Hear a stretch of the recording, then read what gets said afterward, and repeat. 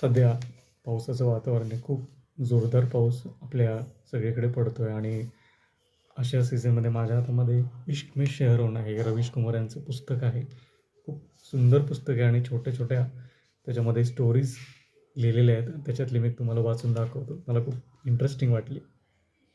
बारिश से बचने के लिए उसने अपना स्कूटर मूलचंद फ्लाईओवर के नीचे पार्क कर दिया. दोनों एक दूसरे में इतना खोए रहे थे कि ध्यान ही नहीं रहा कि अगल-बगल में 50 स्कूटर वाले बारिश खत्म होने का इंतजार कर रहे हैं। वह बिना वजह उसके लिए छाता बनने की कोशिश करता रहा।